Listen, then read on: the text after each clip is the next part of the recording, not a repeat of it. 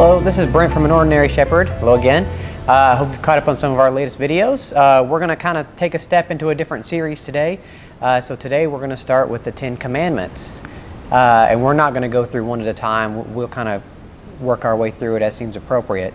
So today I'm going to talk about idolatry. And so that basically rolls into the first two commandments of the 10 Commandments.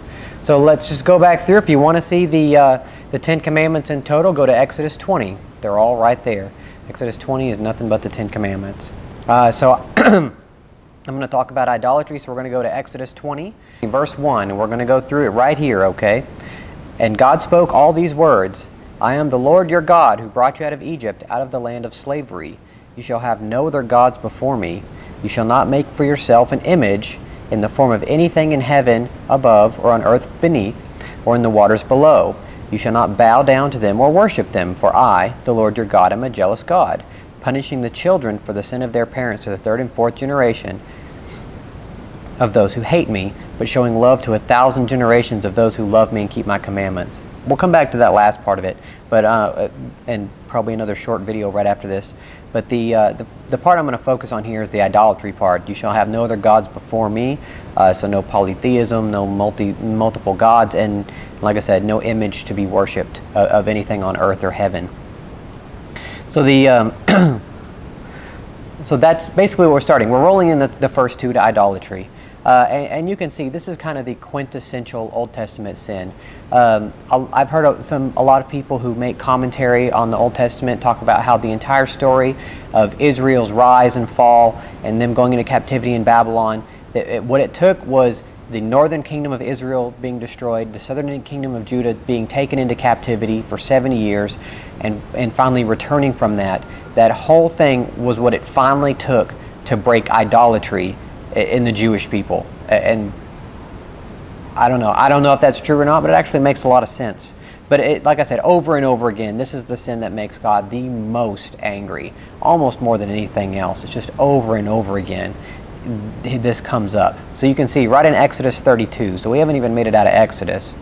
And we see that in verse 32, this is what happened. So Moses was up on the mountain for a long time, and he didn't come back, and they basically probably thought he was dead or something, because they were down there with Aaron, his brother, and they were getting restless. And so let's pick up from there. So verse 32, chapter 32, verse 1. When the people saw that Moses was so long in coming down from the mountain, they gathered around Aaron and said, Come, make us gods who will go before us. As for this fellow Moses, who brought us up out of Egypt, we don't know what's happened to him. Okay. Aaron answered, Take off your golden earrings that your wives, your sons, and your daughters are wearing, and bring them to me. So all the people took off their earrings and brought them to Aaron. He took what they handed him and made an idol cast in the shape of a calf, fashioning it with a tool. Then they said, These are your gods, Israel, who brought you out of Egypt. Okay. Let me give you a big primer there. That didn't turn out well, okay? It's not a pleasant story. There's a big fight. Moses comes down. He breaks the tablets God gave him about the 10 Commandments, which is what we're talking about now. Got very angry. There's a big fight, and people died, and it wasn't pleasant. He made them crush up the gold and drink it, and as a doctor, I can tell you don't want to drink gold if you can help it. So anyway, but like I said, this is the Jewish people. They've been seen the miracles that God's performed in Egypt. They've been led across the desert to this point. They heard the booming voice of God from the mountain, so they sent Moses up the mountain to find out what happened, and he hasn't come back for a while, so they're going to start worshiping something else. And yeah. And this isn't the only time this happens either. You can look at Solomon, and I don't know if you remember the last podcast, a couple of videos ago, when we talked about Solomon, about how he was the fulfillment of God's promise to Egypt, about how they had the borders that God had promised them before. They had peace on all sides. They were ruling over all their neighbors. They had a wonderful nation. They had prosperity. They had every promise that God had promised them in Deuteronomy for following His law was fulfilled late in David's reign, early Solomon's reign.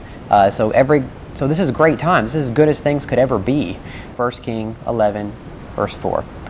As Solomon grew old, his wives turned his heart after other gods, and his heart was not fully devoted to the Lord his God, as the heart of David his father had been. He followed lots of other gods I don't want to mention.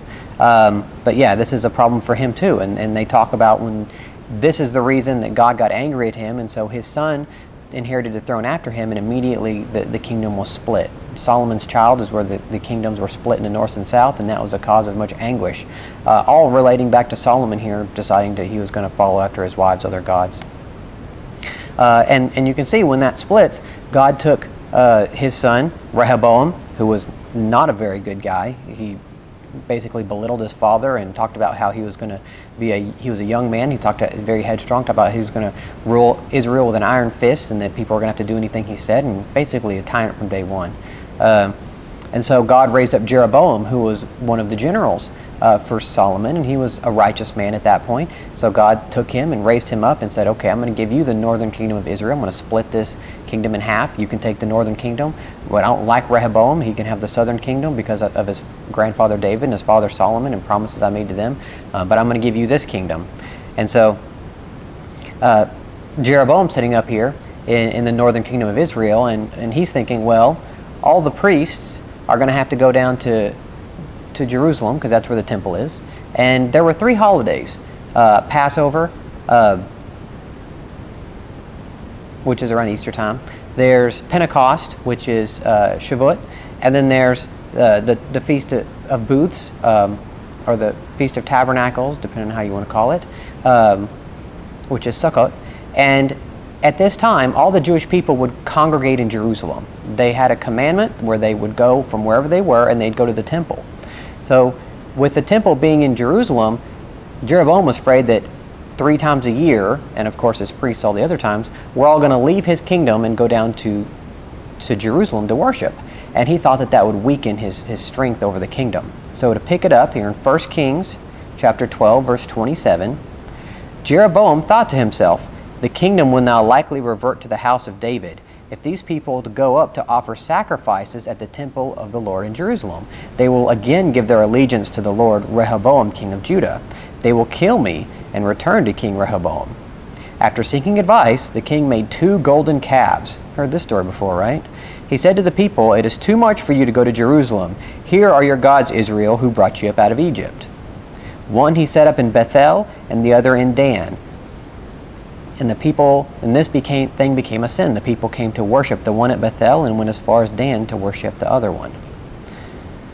Okay, so you can see, it didn't take very long. Okay, Solomon went to idols, Rehoboam went to idols, Jeroboam went to idols, and it didn't take days after he'd brought them out of Egypt that the entire nation, and Aaron, his brother, who became the first high priest, all turned to idols. So this is a problem that they keep coming back to over and over and over. And you see, there's lists of the good kings in Kings and Chronicles. And there never was a good king of the northern kingdom of Israel. But if you look at the southern kings in Judah, every time you see a good king, they talk about how he went around destroying idols. And how he turned back to God and destroyed all these idols and didn't worship these other gods. And then every time you see a bad king, they're described as worshiping idols and building temples out places that there shouldn't be temples. And it's one of those things where, I guess as a 20th century Christian, it doesn't make any sense to me. I mean, we know we worship God. He's the creator. He's omnipotent, omnipresent, omniscient. He's the total embodiment of everything good. And how could you worship a doll, a carving, a statue, a pole? I mean, it's one of those things that, again, we're so far removed from this that it just doesn't really click. And I'll try to fight through it, but I mean, I'll do my best to try to describe why that would be a temptation, but like I said, it really doesn't come across to me. There's plenty of places in the world where people still worship idols. If you want to go to, it's mostly East Asia and Southern Asia, there's a lot of that sort of thing going on, at least as far as my limited knowledge is concerned in those areas, but I'm certainly no expert on that. So, why? So the closest thing I can think of is I'm going to put you in a scenario here. So imagine that you have this suit and you bought a new suit and you go to an interview and you get the job. And so, you're like, all right, well, and it's still a good suit. And so you keep wearing the suit and you wear it to your next job interview and you get that job interview. And then you wear it to a dinner and you get you get a raise or a promotion at the dinner. And then, every time you wear this suit to a big occasion, it seems like something really great happens. Maybe the suit makes you more confident. Maybe you just look good in it. Who knows? Anyway, so maybe you start to think to yourself, hey, this is kind of a lucky suit.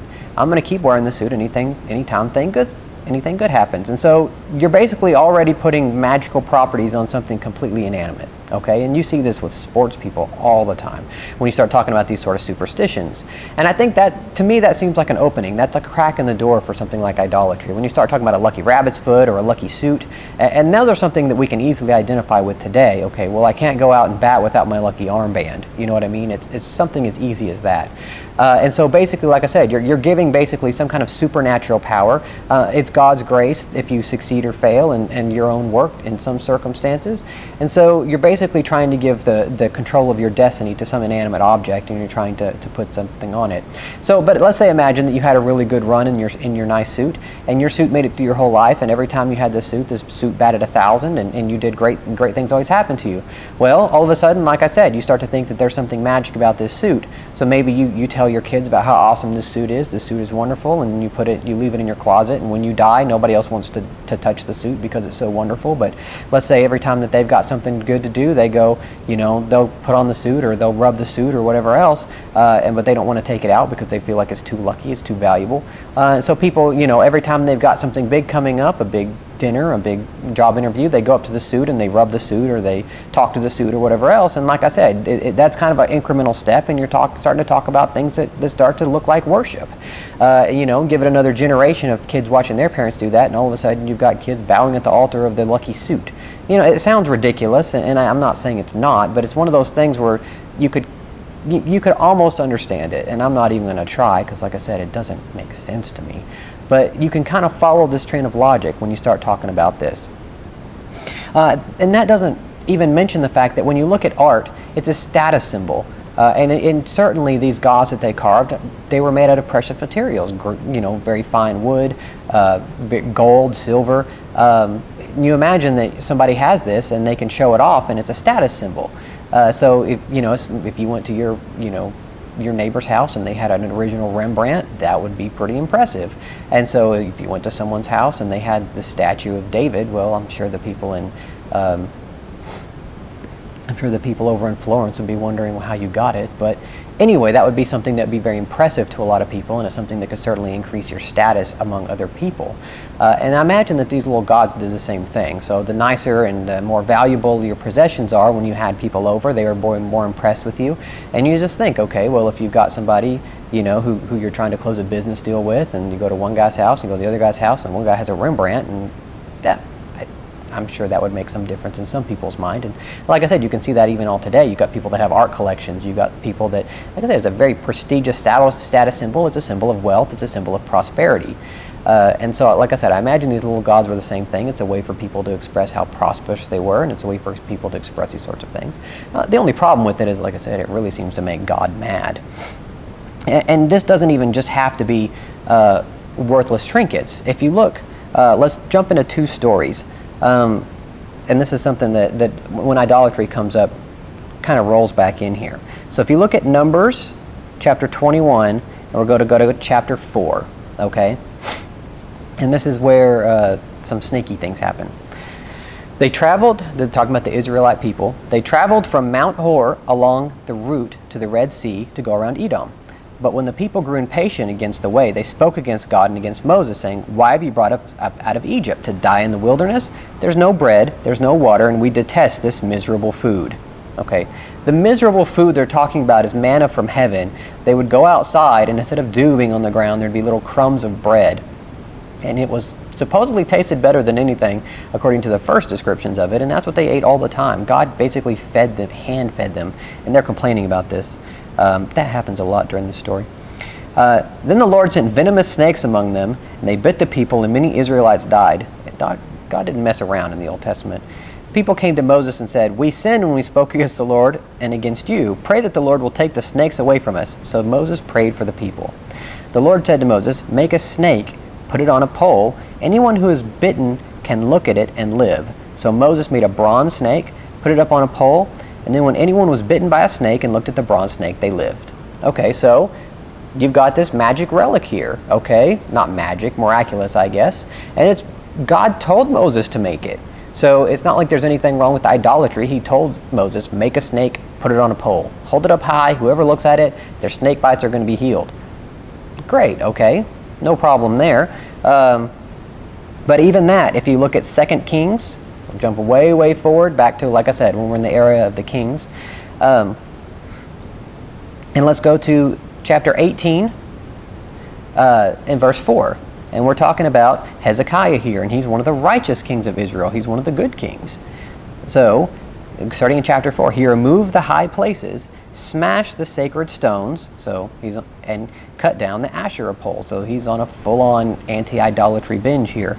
He broke into pieces the bronze snake Moses had made. Oh my God, he broke something Moses made. Why would he do that? For up to that time, the Israelites had been burning incense to it. So you can even see that this blessing from God, which was made by Moses, at the command of God that had miraculous powers, was now being used as an object of worship. It has become an idol. So even something totally pure that started out as a gift from God can be perverted and worshipped as an idol. And so Hezekiah destroyed it. And I'm sure that lots of people were gnashing their teeth about that, but oh well, he did what God wanted. Okay, so those are physical idols. And physical idols, again, it's not something you may think about nowadays, but it's something we still need to keep an eye out for. When you start talking about people talking about magic crystals, like I said, lucky rabbit's foot, things that are trying to give some kind of supernatural properties to some kind of inanimate object. Just saw a recent movie about, I'm not going to name names, about World War II, where people go around collecting art and protecting it. And it's kind of one of this big undertones of this war is that people were trying to preserve art. And so people are then dying to protect art. And I can't think of any higher form of idolatry than to take and sacrifice the life of a human being, which is made in the image of God, to protect something that was made by a human being. And not that I don't value art, but to me I can't think of a better example of idolatry in modern life. Like I said, if someone was willing to shoot you because you're going to go break the arm off of David, yeah, okay, that's ridiculous. It's art, it's wonderful, it's a piece of stone, it's not a human. Every single human who's ever been born is more valuable than the most valuable piece of artwork or the most valuable possession that's ever existed, because we are created in the image of God. And at best, those are created in the image of man by men. Anyway, so it's still something that I could see popping up today. It's still something that happens in a lot of the world. But again, it's not something that happens among Judaism much, and it's not something that happens among Christians much. But again, it's just part of the Ten Commandments, so I figured we'd go over it. There are other types of idols, and the way my good pastor likes to talk about is little g gods. And I think he's certainly on to the truth there.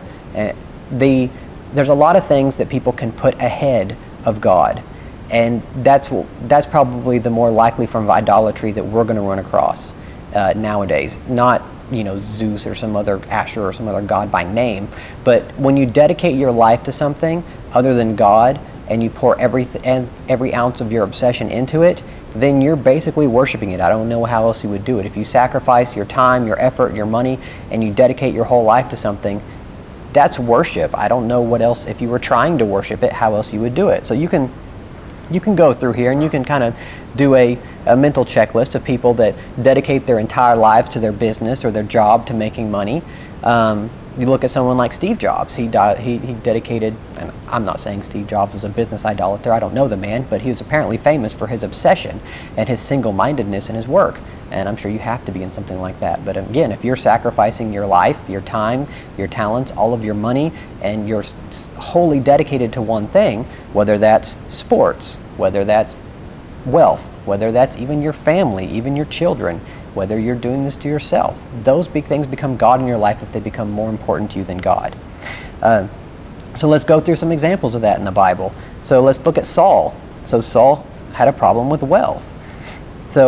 And if you look at 1 Samuel, which talks a lot about Saul, Saul had been made king, and God gave him an order, and he told him to go to the Amalekites, and he told them to wipe them out to a man. Don't leave anybody left, take all their treasure and burn it. He didn't want any piece of it. So whenever Saul went over there, he didn't do what God said, and let's pick up with that. So Samuel said to Saul, I am the one the Lord sent to anoint you over his people Israel. So listen now to the message from the Lord. This is what the Lord Almighty says. I will punish the Amalekites for what they did to Israel when they waylaid them from when they came out of Egypt. Now go and attack the Amalekites and totally destroy all that belongs to them. Do not spare them. Put to death men, women, children, infants, cattle, sheep, camels, and donkeys. So we can all argue about if that was a good thing or not, but that's what God wanted him to do. And so let's go down to the bottom, okay? And you can see in in verse 8 of chapter 15, 1 Samuel 15, verse 8, they're talking about Saul. He took Agag, king of the Amalekites, alive, and all of his people he totally destroyed with the sword. But Saul and the army spared Agag, and the best of the sheep and cattle, the fat calves and lambs, everything that was good. These they were unwilling to destroy completely, but everything they was despised and weak, they totally destroyed. Okay, so then the word of the Lord came to Samuel, I regret that I made Saul king, because he has turned away from me and has not carried out my instructions. So, and this is the main reason that Saul had a downfall. He was no longer good enough to be the king of Israel because he disobeyed God. He cared more about wealth than he did, and good things, than he did about God's favor. Okay, let's look at 2 Samuel. Okay, now we're to David, and David's a good king, okay, on the whole. And let's go to 2 Samuel, verse 24. And again, the anger of the Lord burned against Israel, and he incited David against them, saying, Go and take a census of Israel and Judah. So the king said to Job, and with the army with him, Go throughout the tribes of Israel, from Dan to Beersheba, and enroll the fighting men, so that I may know how many there are. But Job, apparently knew better, this is his general, said to the king, May the Lord your God multiply the troops 100 times over, and may the eyes of my lord the king see it. But why does my lord the king want to do such a thing? So he's basically telling him, like, God will, your power's from God, not your soldiers. Why are you trying to count all of them? Why do you care how big your army is? You know how powerful your God is. And David overruled him, and bad things happened for this. So David, instead of trying to put his faith in numbers, tried to put his faith in his army. And this had pretty disastrous consequences as well. And let's jump to the New Testament, okay? Let's look at Matthew chapter 19, verse 17. And this is the story we've brought up once already when we talked about dedicating everything in your life to God. A man came up to Jesus and asked, Teacher, what good thing must I do to get eternal life? Why do you ask me what is good? Jesus replied. There's only one who is good. If you want to enter life, keep the commandments. Which ones? He inquired. Jesus replied, You shall not murder, you shall not commit adultery, you shall not steal, you shall not give false testimony, honor your father and mother, and love your neighbor as yourself. All these I have kept, the young man said. What do I still lack? Jesus answered, If you want to be perfect, go and sell your possessions and give them to the poor, and then you'll have treasure in heaven. Then come and follow me. So all he had to do to follow Jesus, to be one of the apostles, is to give up his wealth. But the man heard this and he went away sad because he had great wealth. So he literally just chose his wealth over being a follower of God. You probably can't get any more blunt than this situation here. He literally had the choice of give away your money and you can follow Jesus. But he didn't. He chose his wealth over Jesus. And again, that's another one of the things where you're making that more important than God in your life. And so it becomes a little g God, and it becomes a form of idolatry. And then in a couple of different situations, in Matthew 8, 21 of 22, where another disciple wanted to follow him, said, Lord, first let me go and bury my father. But Jesus told him, follow me and let the dead bury their dead. That's, he's trying to put his family ahead of following Jesus. But Jesus was ready to move on and said, you're going to follow me or you're not going to. If you go to bury him, you're not going to be able to follow me. And then in Matthew 12:46, while Jesus was still talking to the crowd, his mother and brother stood outside wanting to speak to him. Someone told him, your mother and brothers are standing outside and wanting to speak to you. Kind of redundant, but he replied to him, who is my mother and who are my brothers? Pointing to his disciples, here are my mother and brothers, for whoever does the will of my Father in heaven is my brother and sister and mother. So, again, he's trying to break down some of these family bonds. It's really easy to see people who put their children ahead of everything else, and there's certainly something to that, of putting your children ahead and being very good to your children. But when you start putting them ahead of God and making them the most important thing in your life, you're committing idolatry. And whether it's your mother or your father or your brother or your sister or your wife or your husband or your family relations, that's a big issue as well. Okay, so that's that's idolatry. Shortly following this, there's going to be a fairly short video, and we're going to talk about generational punishment, which is the tail end of that second commandment there, when God talks about his keeping his love to 1,000 generations. Okay, well, thank you for watching. You can click below the screen here to get to our Facebook and Twitter pages, and you can certainly look at our channel to find our other videos that we've done so far, and there'll be a whole bunch more upcoming. And thank you for watching, and certainly leave any comments, and I'll be happy to get to them whenever I get a chance.